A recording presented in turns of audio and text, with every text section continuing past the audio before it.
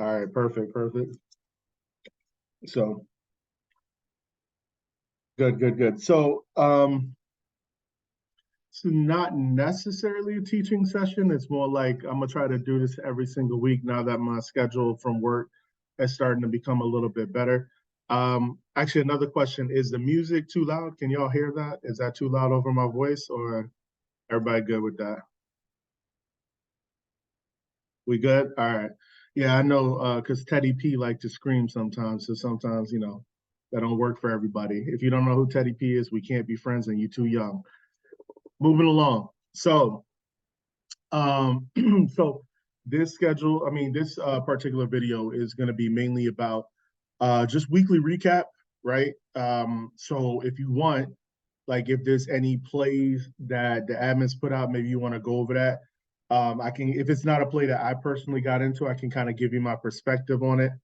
Um, we're also gonna in the mentorship on Sunday, we had talked about a couple different tickers like we pointed out Tesla, we pointed out XLI, we pointed out CAT as well too. We also pointed out the XLF sector, if memory serves.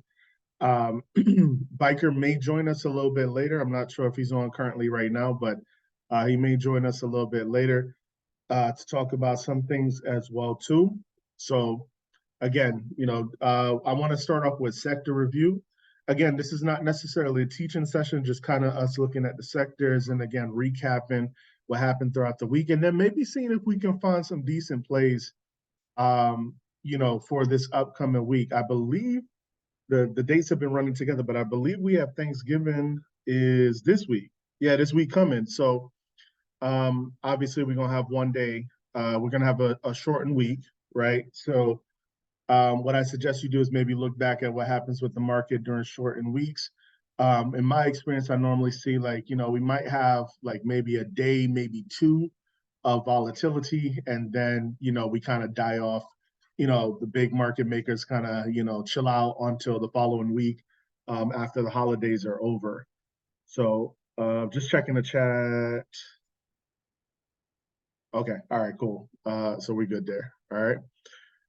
All right. So again, if there's anything that you want to recap, any one of the plays, like it could be for anything that Sal put out, anything that Rose put out, Biker, um, any one of them, SPX or whatever, just go ahead and drop it in. We can go ahead and take a look at it. I'm gonna go ahead and share my screen.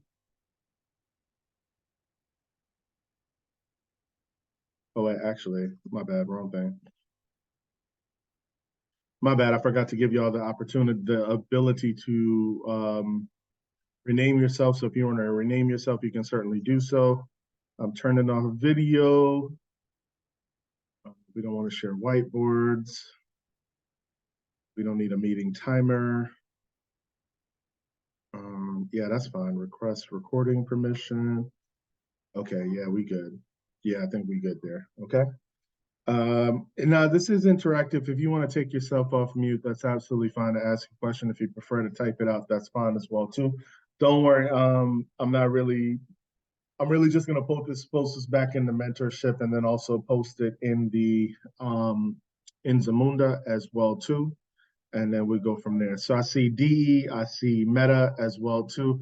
Yeah, I definitely took a look at those. So we can definitely go over those. First, I want to go ahead and start off with I assume because I think Sal had mentioned DE upcoming, he's not in it. So I assume this is something that you want to look at for the upcoming week.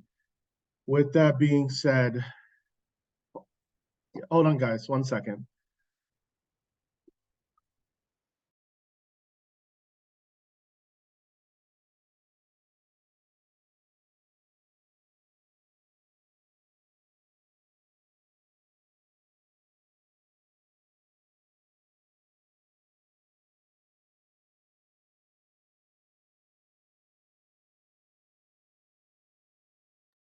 Okay, let me go ahead and share my screen.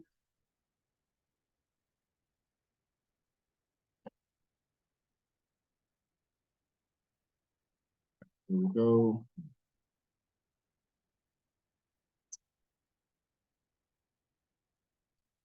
All right, cool beans. So everybody should be able to see my screen. right? Can everybody see? Put the one in the chat if you can see.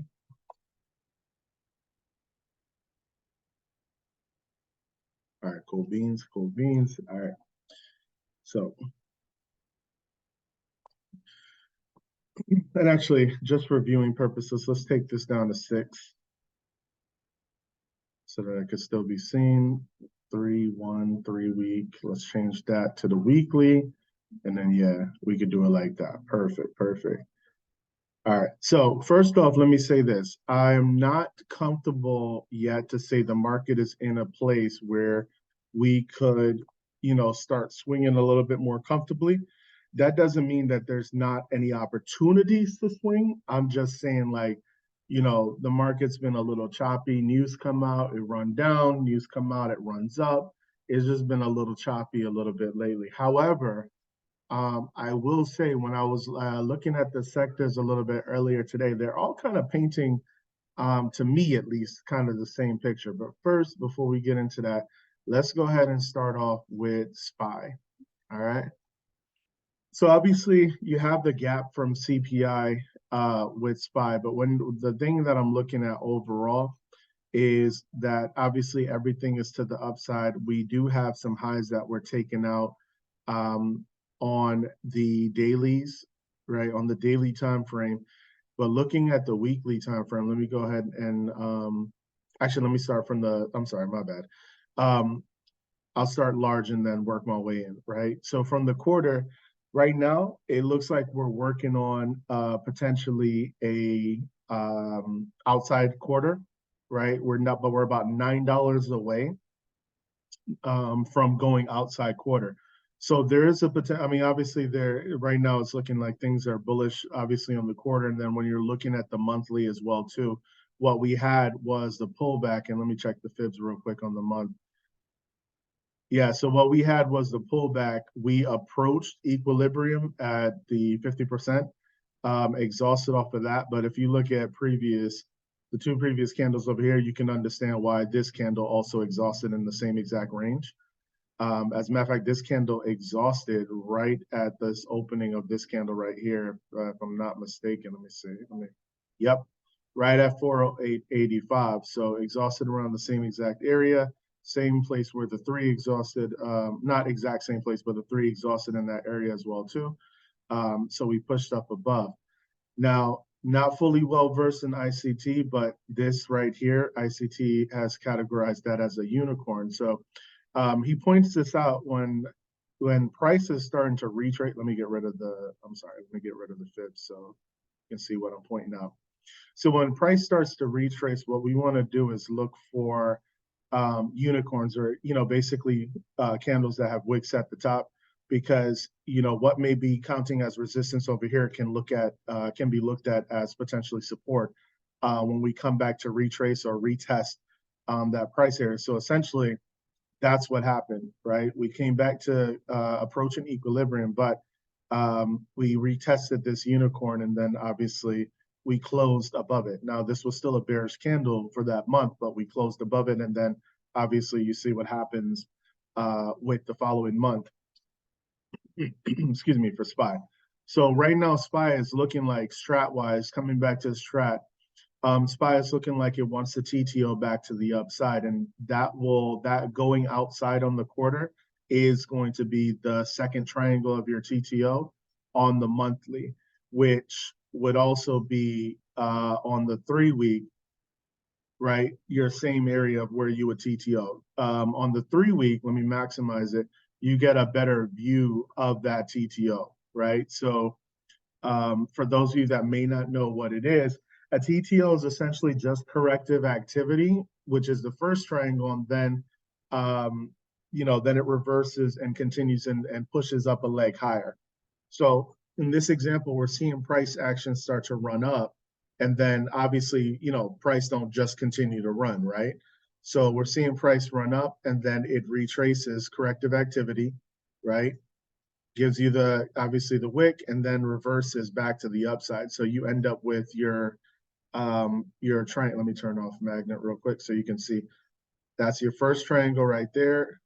Obviously it stops there, but that's your first triangle right there. And then this is your second triangle right here. So once we get above that 459.44, just know that we've not only TTO'd on the monthly, but we've also TTO'd on the 3 week as well too. And let me clear that. Boom, and then come back. All right. And again, as I'm going through this, feel free to ask any questions that you like. Let me see. Okay, good. Nothing in the chat. And again, if anybody missed any part of this who's coming in late, it will be recorded. And depending on the size of the video, it'll either be posted in both mentorship and Zamunda, or I may just give it to Computer Kid for him to post it on Zamunda's YouTube. Okay. All right. Now, let's zoom in on the weekly and take a look at what's going on in the weekly. Again, on the weekly, you're seeing the same TTO, right? But obviously just on a little bit of more of a micro scale. Now, as the weekly is pushing up, there's a couple of levels that you just want to watch out for, right? Because, oh, sorry, forgot to put the magnet back on. Because those will create broadening formations, right? We already have the broadening formation to the downside. So we don't necessarily need to, I wouldn't say draw it out, but if you want to and you're new, yes, definitely draw it out. But more focus on that we're now in the top part of the range, right? So in the top part of the range, if we take out this high over here, which again is going to be 453.67, we've now made a broadening formation on that weekly, right? Take notice that price action for the week is currently where a previous candle has exhausted and then pivoted back to the downside. All right. Now, I'm not saying that will happen. If you ask me personally, I think what's probably going to happen is we're probably going to take out both targets eventually. So my speculation for SPY is this, that we're going to take out the 453, possibly, maybe the first day of next week, and then, kind of die off, right? Because again, due to the holiday, so that'd be a perfect time for, a little bit of a sell-off, less volatility. Maybe people closing positions for the holidays, getting ready to come back in. So you might see that price action might get anywhere in between these two levels, 453.67 and 459.44. Again, unless something major happens in news in the market, that's my theory, that we're probably going to end up somewhere in between here. At the very most, maybe take out this high, but I want you to be prepared, because if we take out this high, not on ICT, we swept the high, so we're probably going to expect a reversal. Same thing for the strat. We swept the highs, we made a broadening formation, so we're probably going to exhaust off of that and pull back pull back just before we make the next leg up. Ultimately, I am bullish on SPY because of what I'm seeing on the larger time frames. But we also need to take into account that, again, stocks are not just going to continue to run up. We've taken out the highs, or we took out these highs already, right? And then we also took out this high as well, too, because it is just slightly higher than that inside candle, right? So we did take it out, even though it doesn't look like it. There's a little tiny wick right there, right? So I would expect us to either take out this high and exhaust and maybe start to retrace, probably back to this unicorn over here, back to this 3 candle, potentially. I'm not saying it will happen, but if we do retrace hard, we could retrace back to the 440, level, or just basically look for that retracement period. Let me actually, depending on where we end up, where we start wicking, that's where, if I were you, I would draw the fibs to that range, right? To see where the equilibrium is. And that's potentially where you might see price action start to pull back into, all right? Now, again, just those are the levels that I want you to be aware of. 453.67, 459.44. Just be careful with price action around there. Me personally, I'm not telling you how to trade. I'm not telling you what to do. But if it were me personally, if we take out 459.44, especially in the early part of the week, like Monday or potentially Tuesday, I'm probably not going long for the rest of the week. If anything, I'm sitting on hands, or I'm looking for an opportunity for a retracement and maybe get in on that before we move the next leg up. Because in my opinion, I think we're probably going to continue pushing up into December. Um, you got a lot of things I would say that are positive. I would expect probably retail spending is probably going to increase because, as usual, people spending money on things that they ain't got no business spending on for the holidays. Holiday travel season is kicking in. I'm gonna talk about jets a little bit later on as well too. But yeah, like you would see retail like Amazon, Walmart, and them, they're probably going to start picking up in sales as well too. A lot of small businesses, selling, drop shipping, et cetera. So I would expect some of those things to pick up, to be honest with you. Now, when you look at, I'm gonna just skip over to the daily here and just go ahead and maximize that. When you look at the daily, obviously we went 2-2 reversal on Friday. All right. And again, like I said, we took out these highs over here on the Wednesday. So again, we're looking for it to come up and potentially take out the 453.67. And then right there, another reason why I think, we're gonna wick off the 453.67 is because that's also where you have a gap. Now, again, that gap could be filled on the holiday weekend, or excuse me, the holiday week, or again, you'll just see us make higher highs at 453.67 and then potentially start to pull back, rejecting that gap again before we push to the next level up. Also, keep in mind that there is a gap below, again, from CPI that would also need to be filled and taken care of as well, too. Now, again, if you draw the fibs on the daily, equilibrium is at 442.39. So if price action starts to fall back into this gap and go through, this is around the area 442.39, 440 between the elite equilibrium and then also the 0.62 fib of where I would see maybe price action would settle. You probably find it wicking around there and then maybe getting ready, not maybe, but then potentially pushing to the upside. All right, so that's SPY. My bad. That's SPY. If there's any questions, please don't hesitate to, drop a question in there.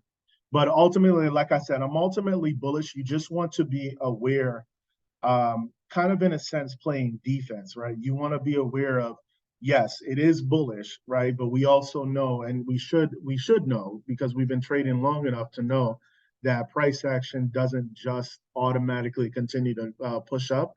You want to know the areas of where you might find some resistance and then just have a game plan, of what to do around those areas. And then also just, I would say, go back in time and look at exactly, what's happened on holiday weeks, specifically Thanksgiving as well, too. The Qs are kind of showing the same thing as well. I'm not going to go over every single time frame because as you can see on the quarter, the Qs are getting ready to go outside quarter as well too. The same TTO, obviously just different levels. If we do go outside, then I think the Qs are probably going to try to attack the all-time highs again. I believe that's all-time highs. Yeah. So I don't know if that'll be done in 1 month.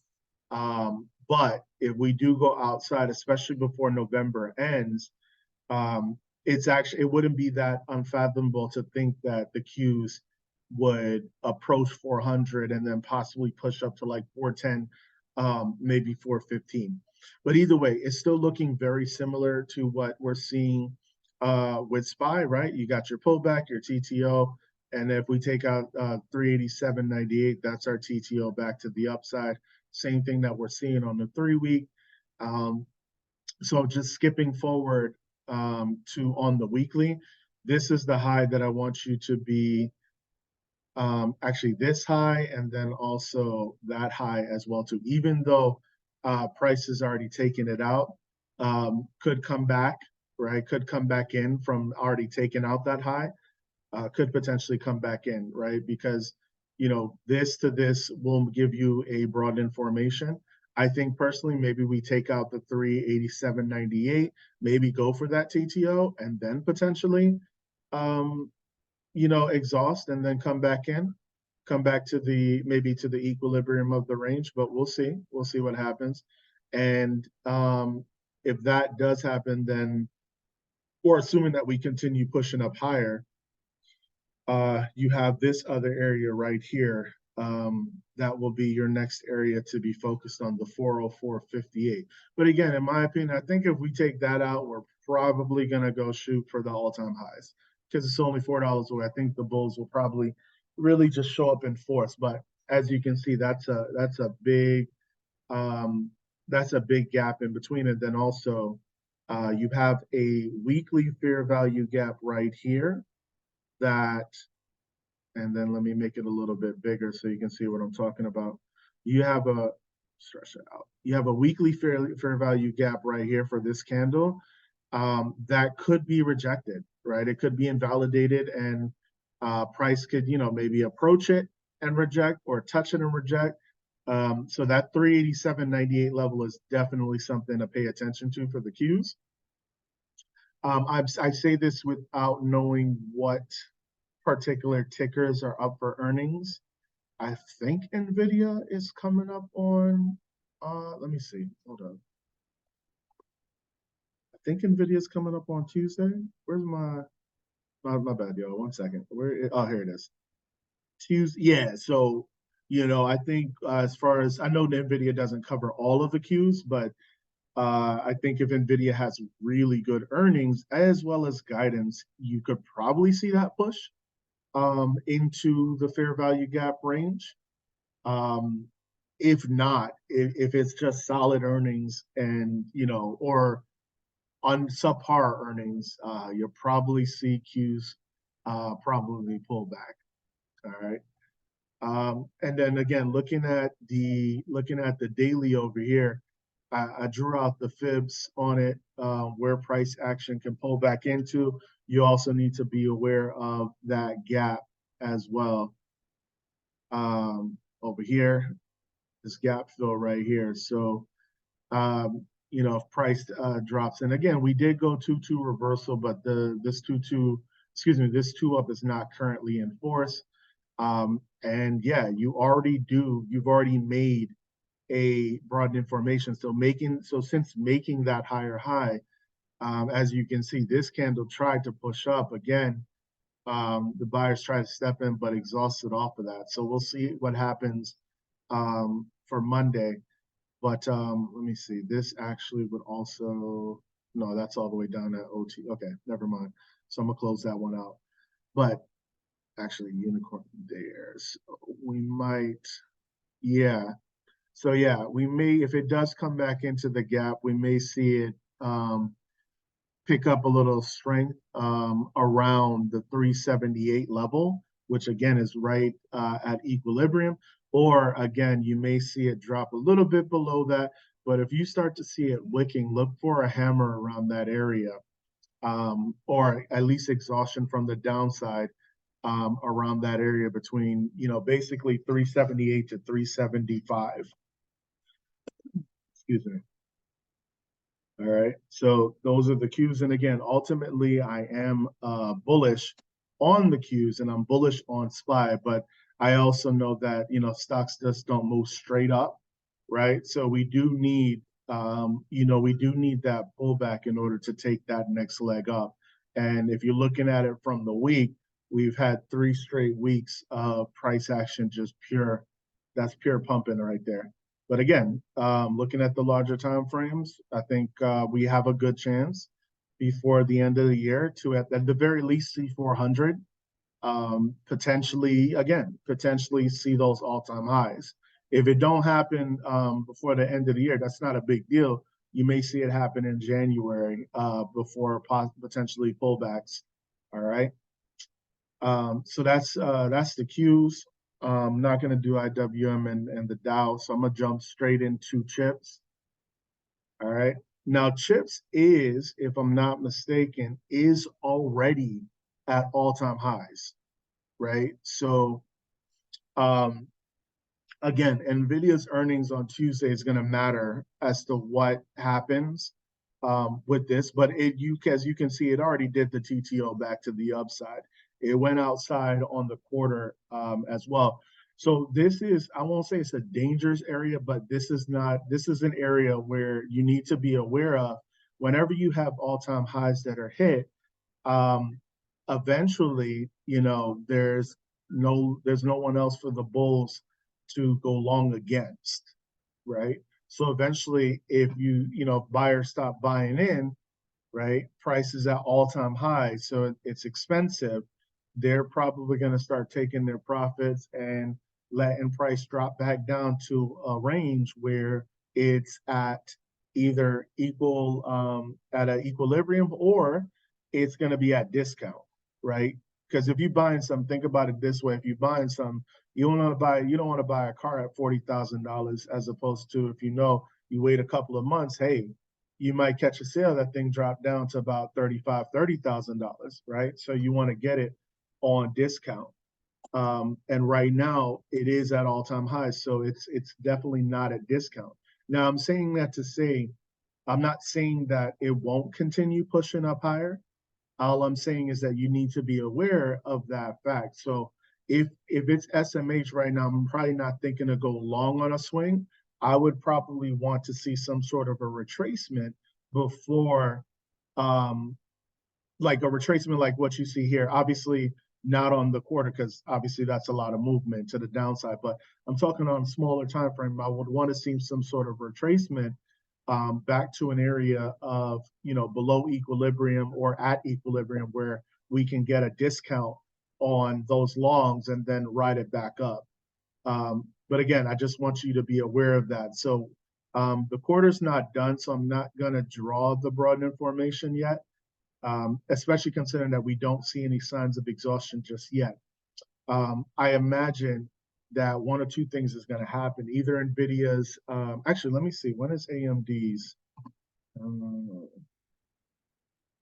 Oh yeah, that's far away. Okay. So it's really going to probably be about NVIDIA. Let me see when Intel. That's yeah. So it's really going to be about NVIDIA then. NVIDIA's earnings. Yeah. Okay. So depending on what happens with NVIDIA's earnings, yeah, you may see that push. You may see that push up, and nobody's saying to not jump in on that, and nobody's saying not to get involved in that. However, you do want to be aware of where price is, and the fact that at any given time, without warning, you can start to see that sell off, right? I don't want you to be that person who's like, well, it's just selling off. It's gonna continue to push.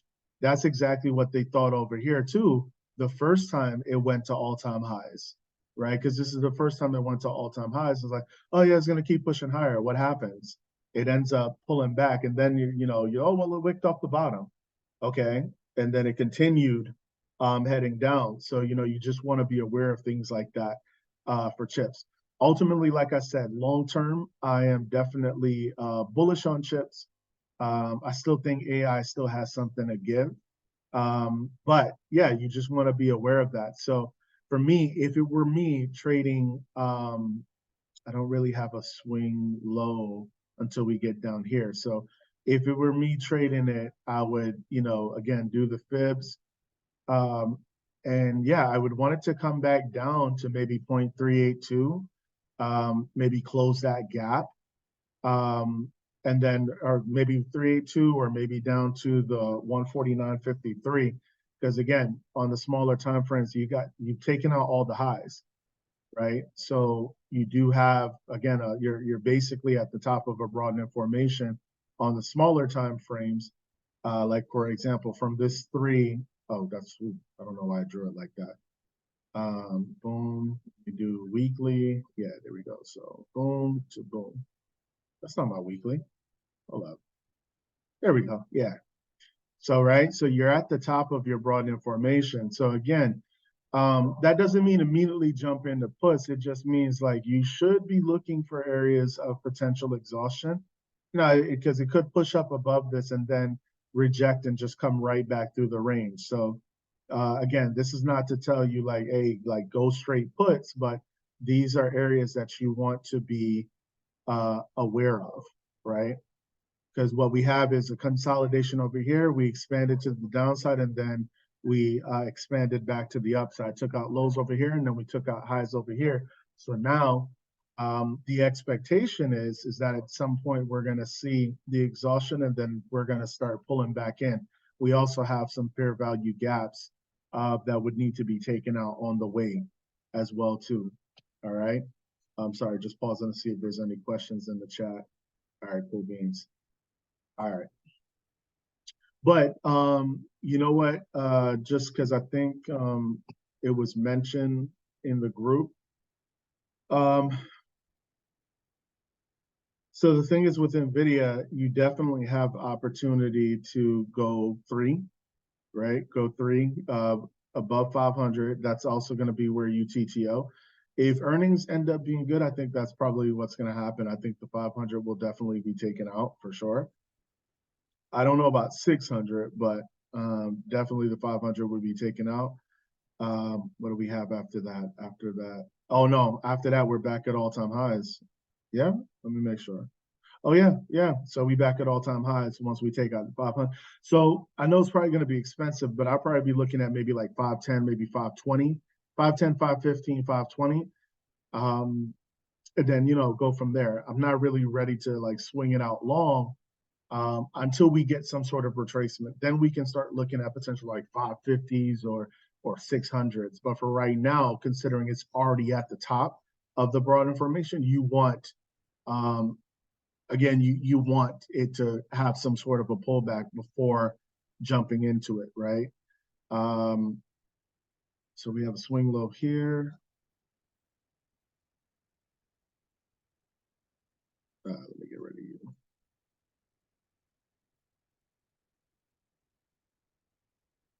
Yeah, or even maybe pull back to this unicorn over here at 476.09 or something. But yeah. So again, if you're gonna jump in NVIDIA, I wouldn't recommend anything like a month long or anything like that until we get some sort of a pullback or retracement or something like that. All right. But hey, if earnings end up being good, you know what I'm saying? It could definitely run. See what happens. If you ask me, I would want it to be the other way. I would want earnings to be not bad, but just solid. And I would want to see that pullback. That would make me feel better instead of buying it at an expensive place with the all-time highs. All right, so retail is actually, in my opinion, kind of heating up. Let me close you out. Get rid of your fibs. Boom. All right, so again, retail is giving you that two down bullish candle, right? After the pullback, it's actually just been consolidating on the larger time frames. Not quite ready to TTO, but when you look at the smaller time frames, it's definitely starting to make its move, right? After hitting the lows down here, it's definitely starting to make its move to the upside. We may see on the smaller time frame somewhat of a pullback. I actually,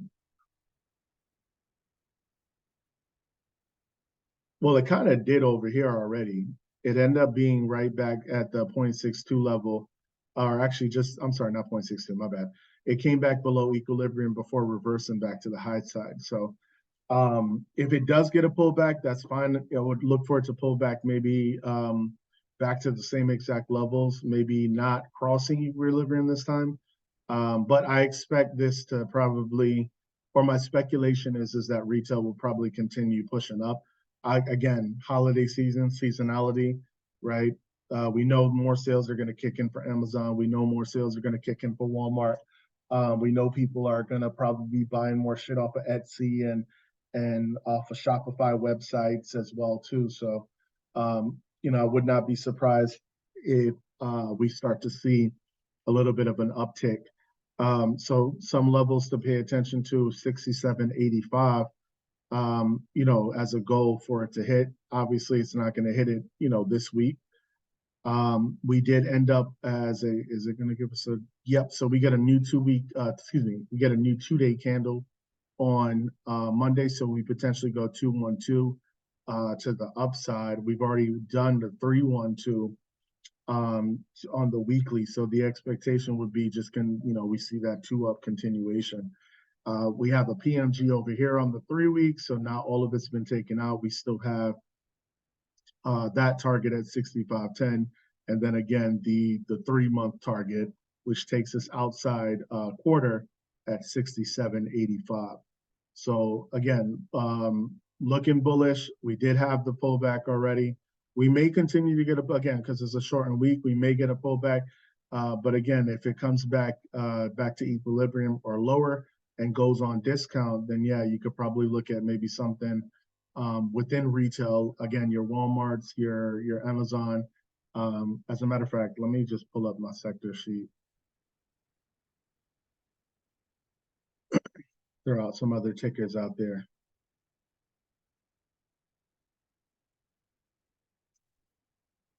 All right, so you know, some smaller tickers, but still, you got Macy's. Actually, no, not some smaller tickers, because Dollar Trees, I wouldn't really count that as a small ticker per se. You got Dollar Tree, you got Dollar General as well too. Obviously, your Walmart, Five Below, if anybody trades that as well too. Walgreens.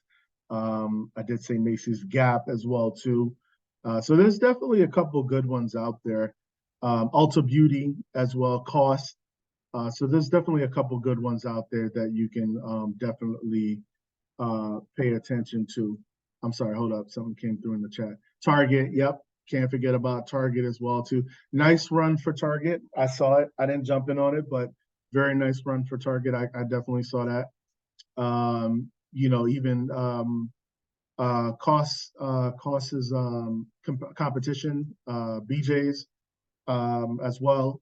I think I've seen Kohl's maybe gets traded from time to time. So yeah, there's definitely some pretty good. I think Etsy should be in here too, if I'm not mistaken. Let me do a control F real quick. Let's see. Yeah, Etsy's in here as well too. I think Sal had made a bag off of that a couple of months ago or maybe last month. So yeah, definitely, you know, check retail. Chewy, don't forget about Chewy as well too. Can't forget about Chewy. So yeah, definitely check out retail. Like I said, you know, because of the shortened week, I wouldn't be surprised if we get somewhat of a pullback. But you know, I mean, I'm kind of seeing the same pattern: run up, corrective activity, right? But the thing is that you're noticing we're still making higher lows as we go, right? So as long as we continue to make those higher lows, again, draw your fibs from your swing low to your swing high. Shout out to Biker Boy, definitely give him all the credit on the fibs teaching.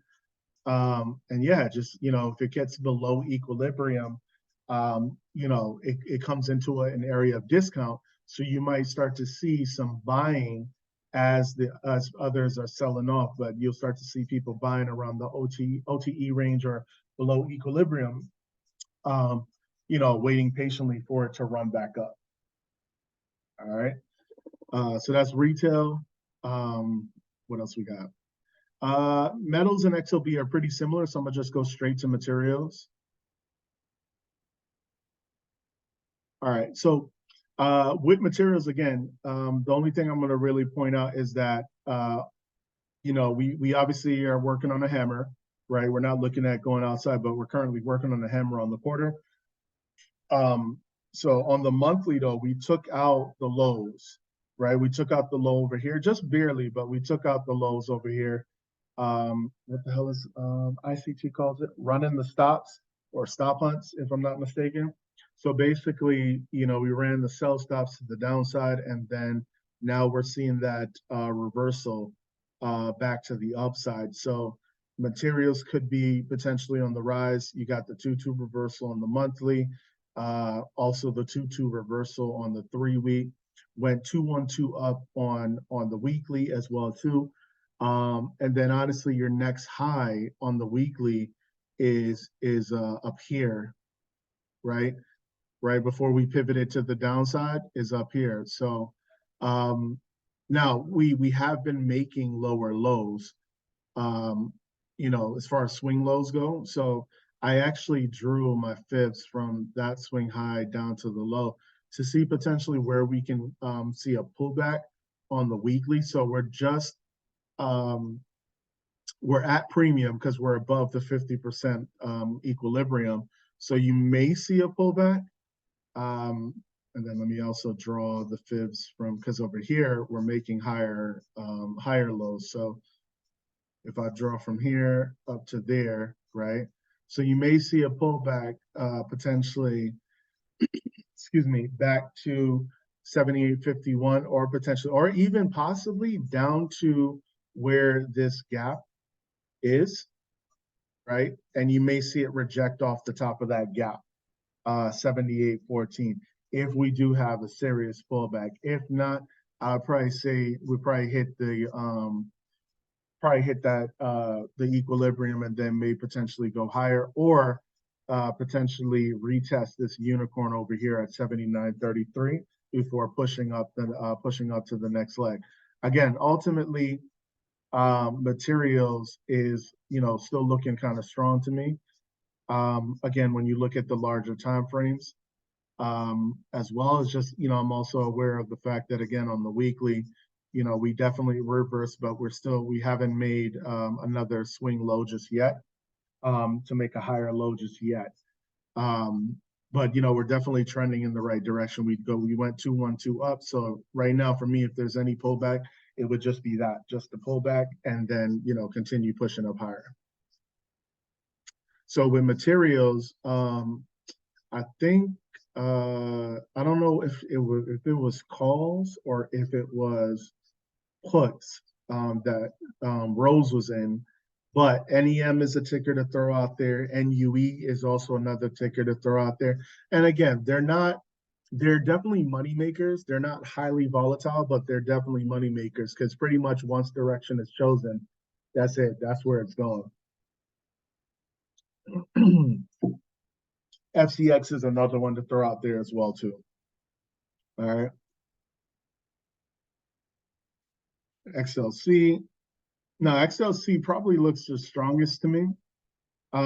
We are still hammering off of most of the smaller time frames, so I'm not expecting a pullback, but I do have to give you both sides of it. We have taken out the highs on the weekly, right? So we're really looking at this high next as the next target to take out at 71.57. But again, like I said, we have created that broadening formation on the weekly, right? So there's your broadening formation right there.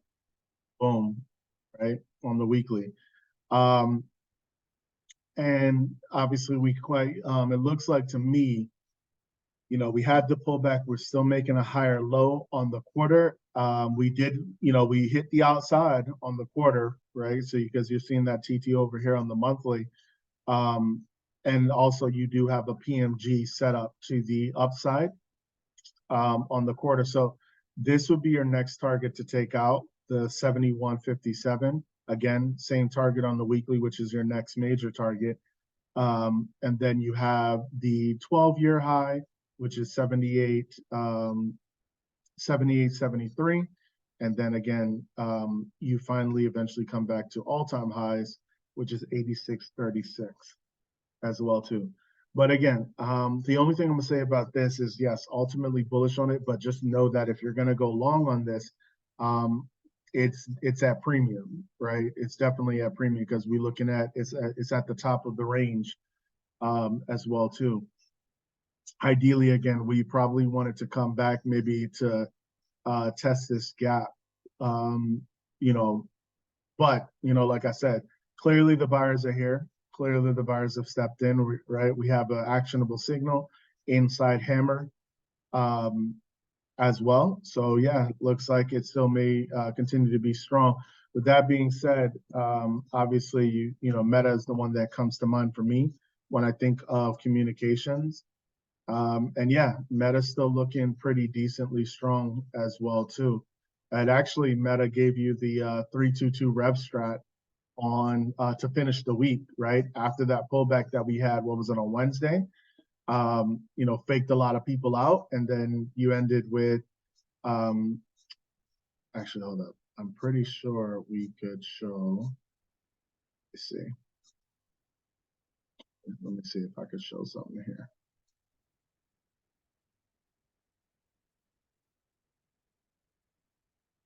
No, it's not. Oh, sorry, my bad. There we go. Yeah, so what happened on Wednesday, just to show you an example of price coming back to the equilibrium and bouncing off of it, hit the equilibrium to a T, right? It ran up, right? Made a higher high, retraced, hit the equilibrium to a T, exhausted off of that. And then, again, this is where you're seeing the buying happening, right? I'm sorry, it dipped just slightly below the equilibrium.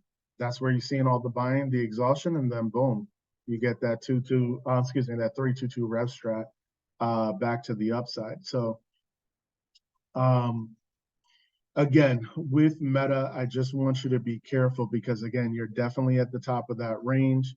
And you do have a ways before, when's that next target? I'm sorry, give me 1 second. Let me find it. So we already took out this target. So yeah, you have a ways before the next target at 352. So I would probably, and then actually, you do have a high right there to take out too. So I would probably, want some sort of a pullback again, some corrective activity like what we had over here, excuse me, still making higher lows, but some sort of a pullback before we take that next leg up. All right. But again, you never know what happens, what could happen in the market this week. Monday could be like a really bullish run before things kind of calm down. But again, for the record, I just want to say I am ultimately bullish on communications. I'm actually curious as to what Netflix is looking like then.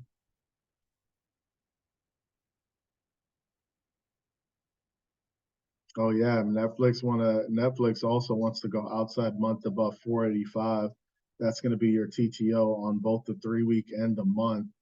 But again, yeah, same thing that I'm seeing, right? We've seen a huge run since October 16th. So basically, for an entire month, we've been seeing a run up. So yeah, I would not be surprised if we get some sort of pullback. And as a matter of fact, it looks like we had a fair value gap over here um, that got invalidated, right? Because you see how this three got into it and then immediately rejected and came out. So we could potentially kind of see either the same thing, or we may see that this high gets taken out, which also is going to be our outside quarter, and then we might see that pullback from that point. All right, because actually, yeah, that would make a little sense to me because we consolidate Man, here. I gotta step out of here for a while. I got an important phone call to make, bro. Oh, I didn't even know you was on the call. All right, cool. Yeah. We'll see you soon. So you might see, because what we're seeing again is a consolidation here, and then this expansion to the downside is what I've been learning is the manipulation, right? Usually the consolidation of whatever is the first move is a manipulation in order to sell it or head back to the other side and expand to the other side. So after this consolidation, we get the sell-off only to expand to the other side. So I would probably say we probably move to take out the 485 before ultimately exhausting and then coming back into the range. All right. That's just a brief thing on Netflix. And again, if you want to mark out your targets, if that's something that you're looking at for this week or whatnot, I mean, it is possible that Netflix can do it in this week. It is a shortened week, though, just to make you aware of it. But ultimately, like I said, Meta and Netflix, looking pretty strong. So then we have from communications, then we have energy. Honestly, I know energy is relatively news driven, but this is probably one that I probably like. I won't say the most, but I like where it is right now because for this one, all the other sectors that we're seeing, they're already at the top of the broad information, right? But this one, we're seeing on the 3 week and the month. For example, let me show you, right? So on the monthly, we're obviously still making higher lows, right? If you want to draw that trend line, that's absolutely fine. But price action, look at what it does when it comes back into below equilibrium and into the OTE range. What does it do? Buyers start stepping in and buying it up. So what you're seeing is that corrective activity and potentially the beginnings of the TTO back to the upside. And then when you look at the 3 week, you're kind of starting to see something similar. Now, this is the first candle of the 3 weeks, so we'll see how it forms the rest of the week. But essentially, yeah, what you're seeing is, again, that pullback back into the OTE range. And then again, we are exhausting, and then the buyers are now starting to step in for the energy in that range in this area. So I would not be surprised if we start seeing a change in direction back to the upside. This is actually more of a better setup for me because I know we are at discount on the pricing, right? Let me see. Hold on. Let me see if I can show you. Boom. There we go, right? So I know that when we are below equilibrium, we're at discount, right? So I know that this will be a good area to potentially start buying into either XLE or maybe looking at some tickers that are very similar to it and start buying in at that range and maybe being a little bit more comfortable with going with a longer expiration date. And, obviously as it continues to push up and take out targets, you can either take profits entirely, or you can leave runners, right? Take a little profit and then leave runners as well too. So this to me is, I won't say it's a more perfect setup, but I like this a lot better because it's not coming from the top of the range. There's room before it hits the top of the range up at 92, 93-ish. All right, cool. Just checking, I was checking to see if there was any questions. So, and again, the same things that you're seeing on the 2-day, right, where we swept the lows, right? There's again, the bottom of your broad information. So we swept the lows, and now you're starting to see those buyers step in back to the upside, right? So we went 2-2 reversal on that Friday. So if we can take out this high of 85.68, on the daily at least, this will be probably our next level of potential resistance, 87.64. With that being said, the reason why, I don't know if anybody noticed it, but the reason why I had asked Rose in Zamunda, because I know she had made a call out on XOM, and I'm not sure if it was for puts or calls or whatnot at the time. But let me start it over so you can see.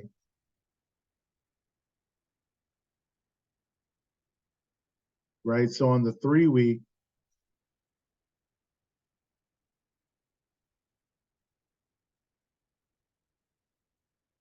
so we start to see it kind of again, retracement, right? We obviously don't take out the low, so it's not a reversal. We're still making, right, as nasty as this pullback was, we're still making higher lows, right? So, strat wise, we take what we know to be true. We're still making higher lows. And yeah, you see the hammer again. This is the first week of the 3-week candle, but you see the hammer, and again, where price is definitely at discount right now. So it's not surprising to see that the buyers are starting to step in here. It's not surprising at all, actually, right? And then the week, we also ended the week. Sorry, hold up. There's a question. Okay, so, but no, you know what? Even though she called for puts, because if you look at the daily, let's see, look at Monday, right? The puts actually worked. So, that's not to say like she was wrong or anything like that, but the puts worked, right? She called puts. If you would have held after Monday, you get that three, you get the Nirvana, and then you get the two down, and you could have, again, taken profit. I don't know what her strike price was, but you could have taken profit at that 101.15 level, right there. But either way, what happened, what we're seeing is again the sweeping of the lows, right? Um, and then yeah, we're seeing that reversal. So this 132 ends up being a 322 rev strat back to the upside. And again, looking at the larger time frames, we're still making higher lows, and price is definitely um, at a discount right now to come back up to the upside. So I would say XOM, and then also let's probably take a look at CVX real quick. Probably CVX is probably maybe showing something similar. Oh no, this one actually did. Yeah. Well, I mean, it's still similar because, oh yeah, no, we're still making higher lows. We still haven't taken that out. Um, and yeah, so yeah, it's still technically a higher low over here as well too. So, um, again, I would draw the fibs, but I would imagine that again, we're probably seeing price is probably at a discount for XLE. And with CVX, though, XOM, I probably like that chart a little bit better. With CVX, this looks more like consolidation to me just yet. Not necessarily like we're ready to complete a reversal. Can you look over Oxy too? Yeah, I got you. Sure, no problem. Let's look at it real quick. Because we got to look at Buffett's baby. So the first thing that I see, honestly, across the larger time frame is a lot of consolidation, right? It's literally been in this range right here since like 1965, right? I'm joking, but you get my point. It's been in consolidation. Um, yeah, let me see. But with over on the 3 week though, we can see that we get the actually what's been happening is since we've been expanding the range, it looks like it's just been kind of tightening a little bit. Um, so we do get the run up from the swing low to up here. And looking at Oxy, yeah, price again on the 3 week, it hit that OTE. And again, I know this is the first weekend of 3 week, but it hit that OTE range. And, obviously it's not a bullish candle, but you see the buyer stepped in. And then previously or at this candle did the same exact thing as well too. So I would probably wait for a good entry on, let me see. Let me see here. Because we're still making higher lows. So here, yeah, maybe if we can go inside week, right? Because honestly, that's a big push, right? To go from 60. Well, actually, no, not really. I'm sorry. I just looked at the ATR. No. So yeah, if the week does get taken up, then yeah, I probably feel comfortable. You could probably take that. You know, I'd probably look at maybe because right now with the way the market's going, I probably want to keep it tight. Um, I know technically your swing high would be right back up there at 66. So maybe look at maybe something like 63, anywhere between 63 to 65 on the strike price. Um, Probably maybe go, 2 weeks out. It moves at $1.48. But yeah, price is definitely at a discount right now. Um, for that. And then, on the daily, again, full time frame continuity is against you. I just want to be clear on that. But on the daily, there's a lot of levels that you got to chew through, um, right? Because we kind of exhausted around this area of 62.22 three different times, and then price rejected. First time price rejected, second and third time price rejected. and came back down. So, you know, you got that area of resistance, right? Around there, 62. And then your next level is going to be up here at 63.44. Then you got another swing high right there. Not a swing high, excuse me. You got another high, I think. So, yeah, I would probably say with the way the market's going right now, I'd probably say look at maybe the 63. And with time, give it about 2 weeks or so. But yeah, Oxy, like I said, Oxy is definitely um, you know, at a discount. So yeah, you might. And then when you look at what's going on with XLE, like I wouldn't be surprised if we see. Now I'm saying that to say this, that I've noticed that XLE is also very news heavy. It runs, um, you know, off of news as well too. So, you know, what I'm saying right now could be entirely different depending on if whatever news comes out as well too.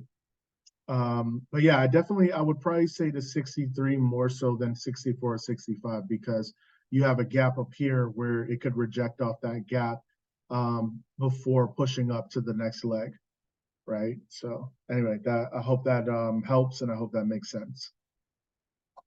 Let me see if there's okay, no other questions. But yo, those are a couple of from XLE. You actually also have some sleepers like SLB. That's number 3 in the weighting.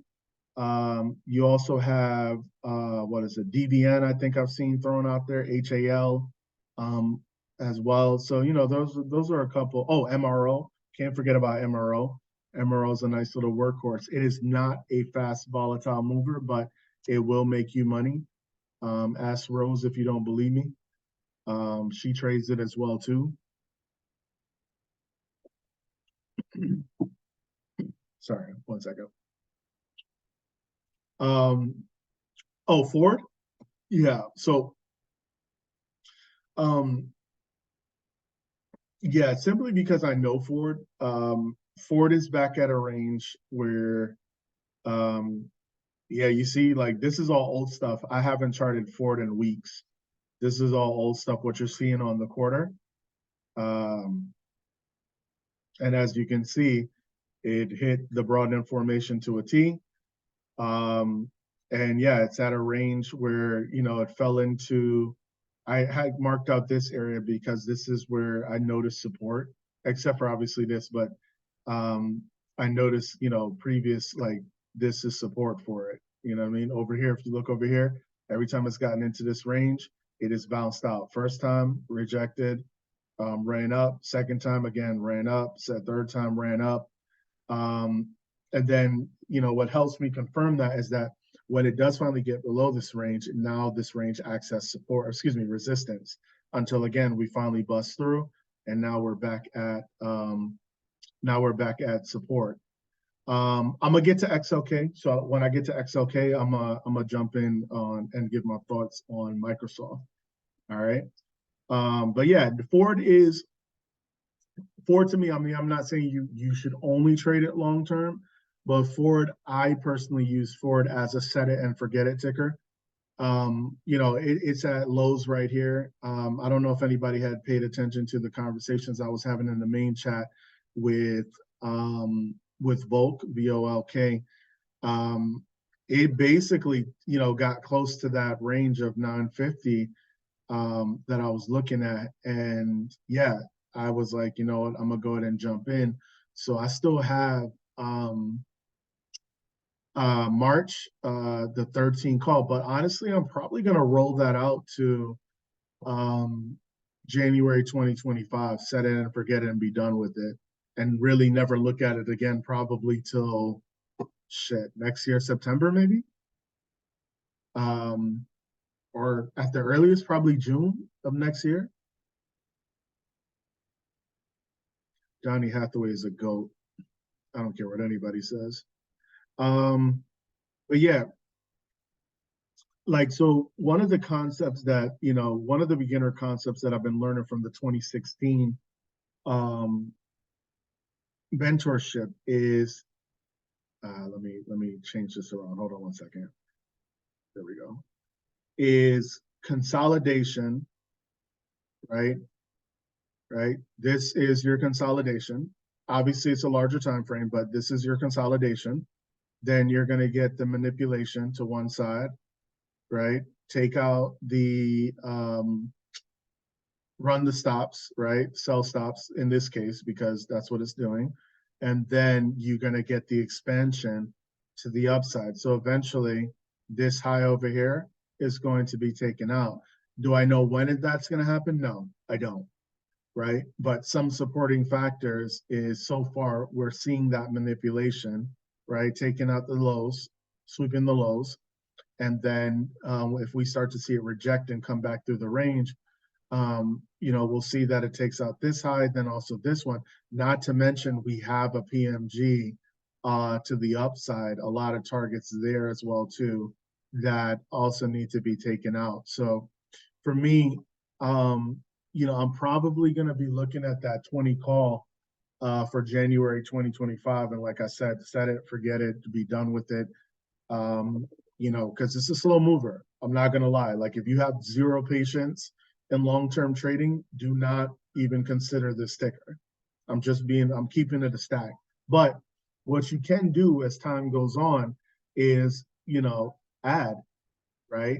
The same way we learn in the strat where our potential ads are, you can just add contracts to it over and over and over again. And then before you know it, over time, you end up with, I don't know, 15, 20, maybe 30, depending on your port size, contracts. And yeah, you keep it moving and you make a pretty nice profit off of it. That's usually how I treat it.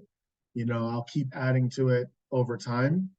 I might sell some contracts, maybe to free up some buying power for other things. But yeah, I mean, Ford is kind of like I kind of look at it as like I'm kind of in an eternal trade with it. You know what I mean? So anyway, if that makes sense. Um, let me see. Do we have something in the chat? Oh, okay. That was just okay. Good. All right. Coming back to the sectors, just want to finish that out. XLF. So XLF, same thing, right? Same thing as XLC. It's about damn time that we're seeing, finally some strength with it. But we do have on the weekly, just be aware of this range, and then also, actually, let me draw it like this, and then be aware of that range right there too, because you see these four candles, all four of these candles wicked around the same exact area. So you should take note of that. 35 is probably going to be a pretty strong resistance for financials, and you may see, potentially a pullback around that area. However, with that being said, potentially we could TTO back to the upside, and we do have potential, right? We do have potential for to go outside on the quarter. But it would make sense that we probably are going to exhaust around that range, because that's also where the yearly equilibrium is. All right, so that's something that you want to keep and make note of as well. Not to mention, we had the pullback over here, and then we made another run. We made another run up. So again, we're at the top of that range, having taken out these highs over here, or barely taken out those highs over here. So I would not be surprised if we get some sort of a pullback. Don't be surprised by that. If you're going to, get into anything financials related, I'll probably say day trade it, or, maybe just the weekly trade, but I wouldn't necessarily like start thinking of going long until we can see some sort of a pullback for that. Obviously, some tickers to look at would be Goldman Sachs, that's GS, Morgan Stanley, BAC, Bank of America, Wells Fargo. Did I say Chase? Yeah, Chase, JPM as well too. Industrials. So since I have it up, let me just go ahead and talk about what did we see? Let me see, where was Monday?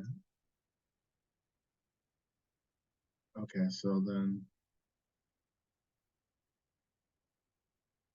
again, running away with me. Oh,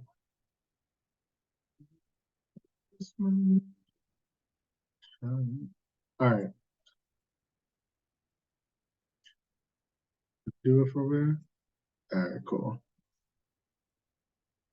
All right, so what we saw with XLI, right, strat wise was the 2-2 continuation.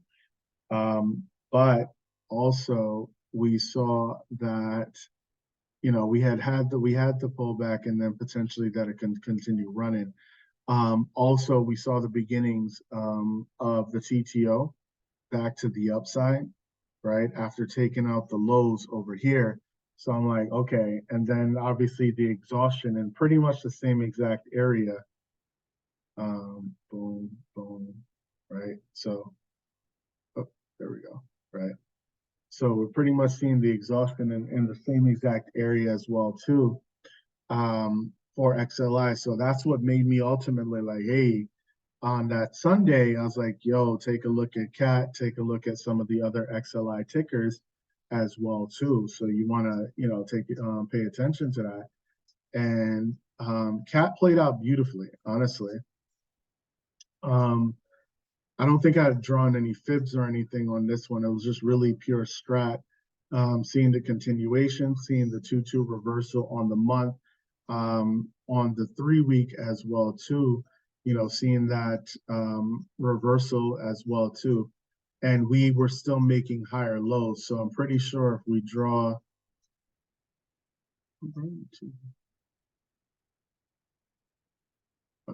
let's take it out this one. There we go.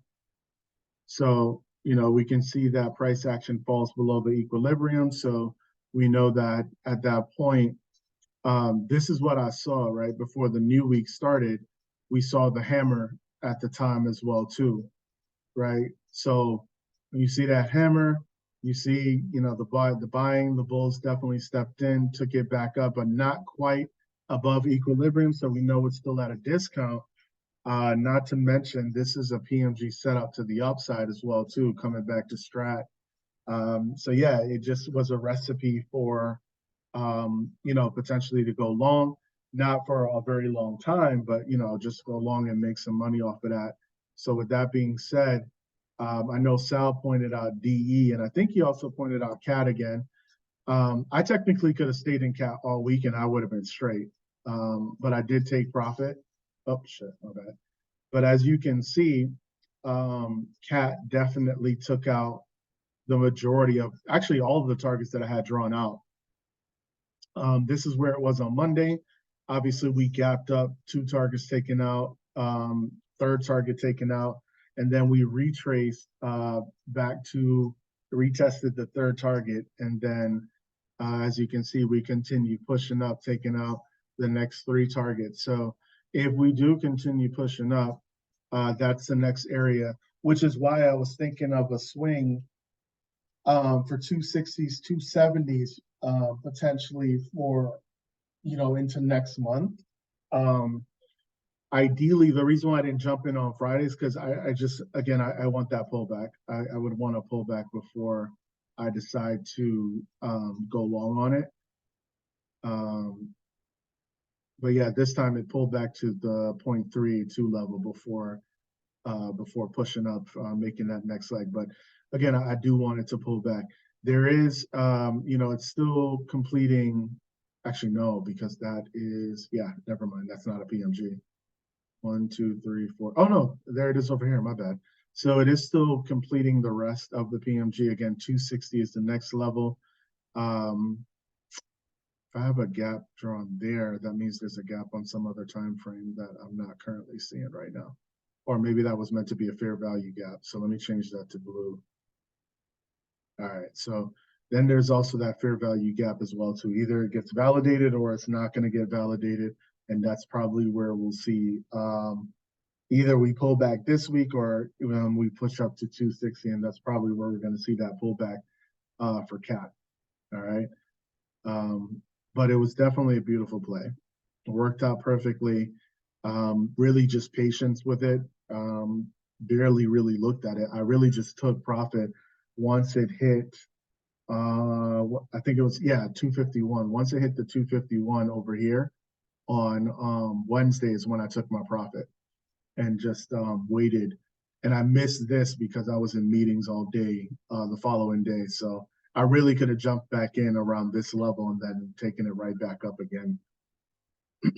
But XLI is definitely still looking pretty strong. So you definitely, I would say, so far, XLE, XLI, SMH, and XLC is probably the sectors that I personally am going to be paying attention to, plus Jets as well too. And I'll show you Jets real quickly, but somebody had mentioned Microsoft, so let me go ahead and jump into XLK real quick. Wow, we're actually making pretty decent time. I felt like I was talking for like 2 hours, but it's only been an hour 19. Not bad.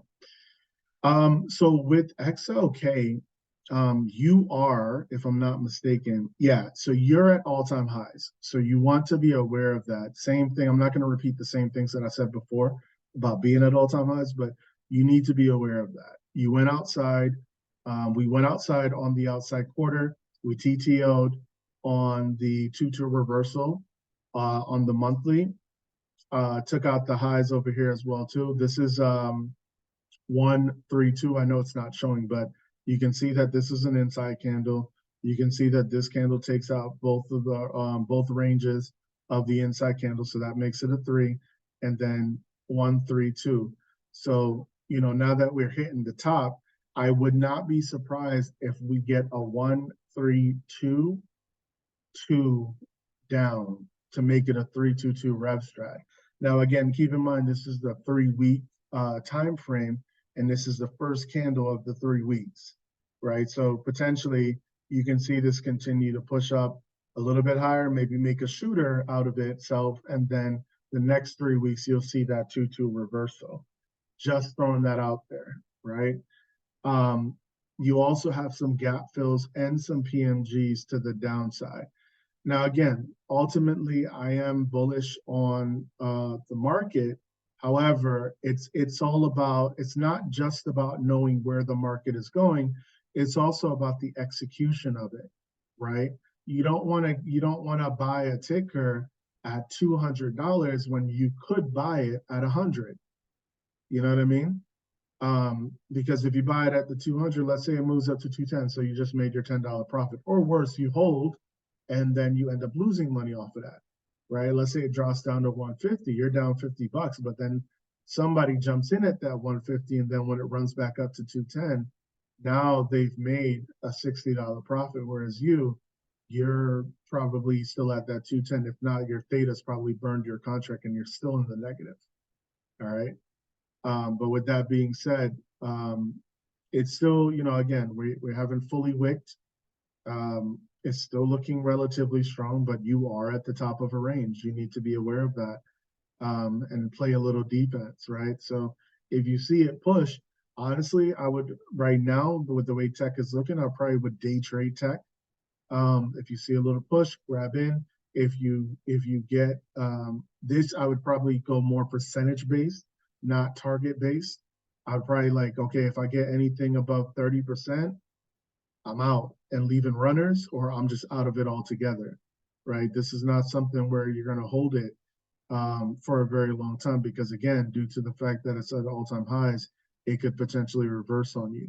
You also do have a gap on the daily as well too that needs to be taken out. Now we're going to transition to Microsoft and see if Microsoft is probably showing the same similarities.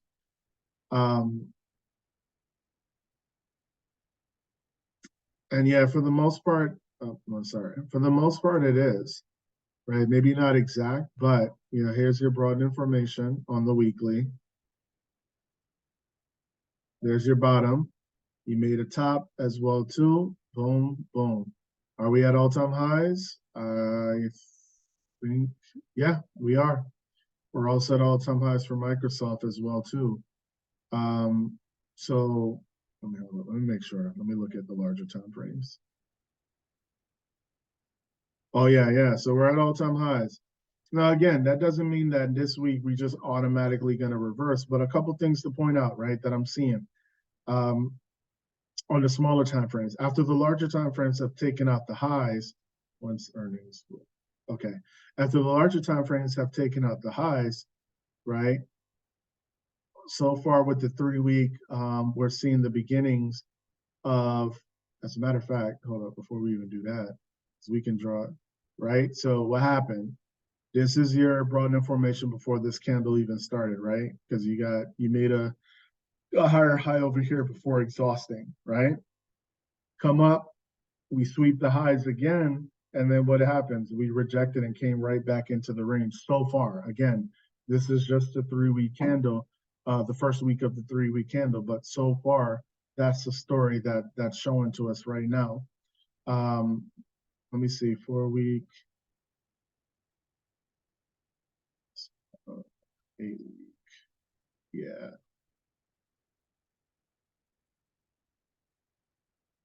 right. So okay, I'm gonna come back to the 3 week. Right. So again, I'm not saying that, we're going to immediately start to dump. And ultimately, like I said, I am definitely bullish on the market. But again, you're coming in at the top of a range, especially at all-time highs. So yeah, this thing could potentially, reverse on you. You also have a PMG setup to the downside over here as well too. Let me zoom in here real quick.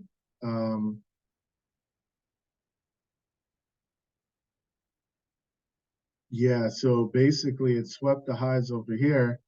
And so far, price action has been using what was resistance over here. It is so far using this as support. So you could potentially see it maybe push maybe just a little bit higher or maybe go inside before eventually coming back down. But um, right now, oh yeah, see that makes sense with the fibs, right? So, yep, came back down below equilibrium, back to the 0.62, 0.62 range, and that's where again the buyers have stepped in. So the buyers are basically going to have to keep buying, right? If they stop, then yeah, that's where you're going to see. You're probably going to see that selling pressure kick in, and I would not be surprised. Actually, I'd be willing to bet that the Bears have already started purchasing shorts already.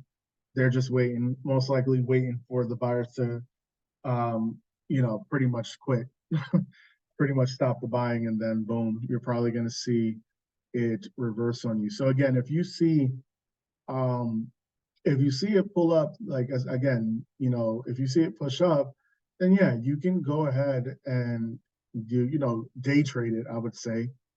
Um, but yeah, I wouldn't feel comfortable saying like, yeah, go ahead and take this long and take it a month out or something like that, especially not at the top of the range. Um, nah, I wouldn't feel comfortable with that. So I'd probably say like maybe 375, 380 for this week, but nothing too crazy out the money like 400 or anything like that. Again, barring something happening in the news for Microsoft that just makes it run. But for me, where it's at right now, I would say the better risk to reward is to the downside with time. Just my 2 cents on that. I don't know which way you was looking on it, but that would be my 2 cents on it. And if there's any admin in here or anybody that wants to give their 2 cents, you're more than welcome to as well. Just take yourself off of whatchamacallit. All right. So that's XLK. And actually, you know what? Apple probably would be a good gauge of had the same symbol. All right, cool, Doc. Yeah. I mean, I could very well be wrong. I'm not gonna sit here and say I'm like some guru or whatever, but yeah, for me, I'm just you just gotta think about it. Sometimes we overcomplicate the market, and sometimes we really just gotta simplify it and really think about it like, yo, what I really want to go ahead and go long and just start buying the stock at this price when I know it's at all-time highs. You know what I mean? Like I want to get it something at a discount. Like I got to keep it real. Retail wise, I usually, unless it's like groceries, of course, I really don't buy anything unless it's at a discount. Like every single, like my shoes, you know, clothing, whatever, like for me, I gotta get a sale on it or something, right? Because then I'm like thinking to myself, like, yo, I'm really buying. It's the whole reason why I haven't bought any of the new gaming systems, because I'm like, I don't want to buy this shit at full price. I haven't bought the new 2K for that reason as well too. Actually, I also heard it's been kind of shitty, but you know, that's a whole nother subject. And if I touched any nerves on that 2K shit, I apologize.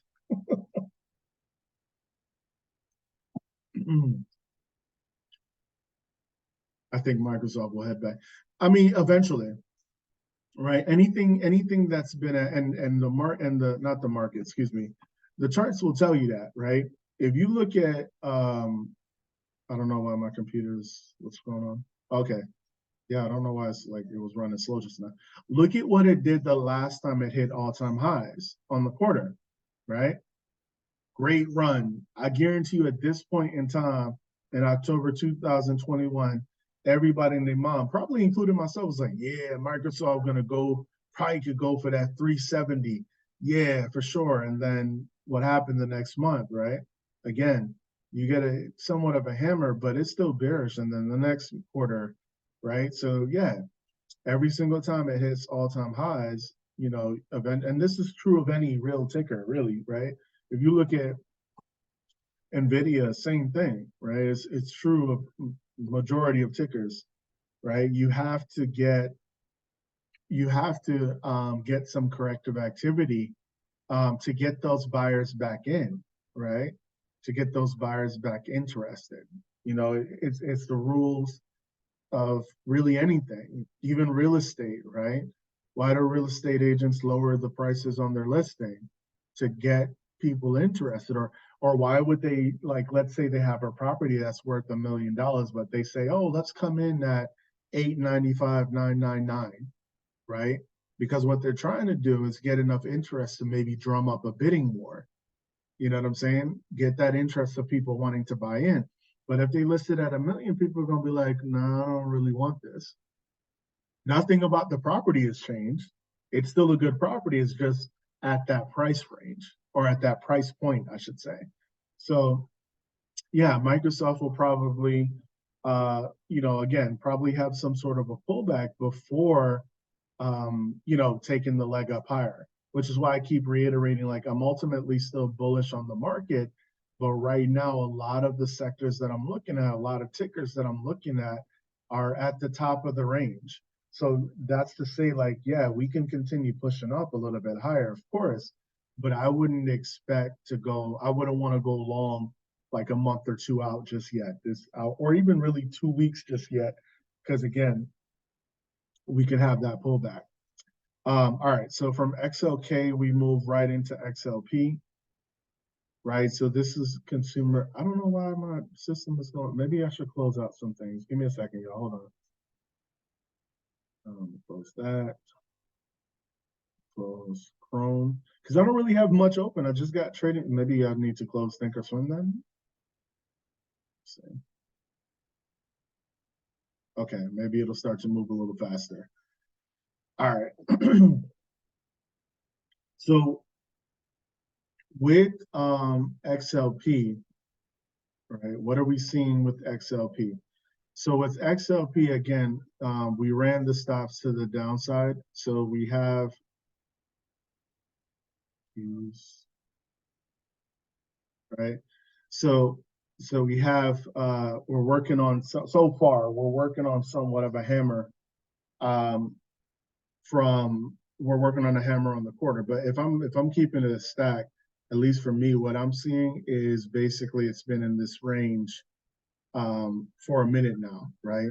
Anytime it's exited, it's come back into the range. Same thing at this bottom side as well too, right? And from the downside, right? So between 66 and 77, it's just been in that range since it came from the lows and then also expanded to the highs. So, but either way, we see that it took out the lows, it took out the yearly lows, and then now we're seeing it start to come back in. Same thing that we're seeing on the month, just again, we're seeing the 2-2 reversal. So just like what I was saying with XLE, but on the larger time frames, we're seeing that we have swept the lows and that we are starting to reverse and come back come back to the upside. On the 3 week, we do see a PMG setup to the upside as well. So there's definitely some targets to be taken out. And to me, when I'm looking at that, right? So the last report that came out was like consumer spending has gone down. So we may start to see the effects of what the rate hikes are doing. I mean, we've already started to see it, but we may start to see it really taking effect. And what you're going to see is the consumer defensive is probably going to be a sector that's probably going to do well during that time frame, right? Because no matter what, people are still going to have to buy food and groceries, right? Walmart's an XLP, so that they're still going to buy food and groceries. That things like Pepsi or Costco or Coca-Cola, Walgreens, just throwing those names, Colgate. These are all things that no matter what's going on in the economy, these are all necessities. You know what I'm saying? Clorox, you still gonna need to clean your house, no matter what. You know what I mean? Hershey's, you still gonna want that chocolate. So these are all things that should still do well, no matter what. And I think what we're seeing is that the market's starting to react to that, with the buyers kind of stepping in. And then on the daily, so far on the weekly, we got shooter vibes, right? So what I did on the weekly is I drew my fibs from the swing high down to the swing low because it's still, it's trending down. So I want to see potentially where, at the equilibrium, where the equilibrium is, what price did around it, and it kind of exhausted off of it at that 70, 79 level. Because anything higher than that, then it goes into a premium. So right now, it's still currently at discount. And then looking at the daily,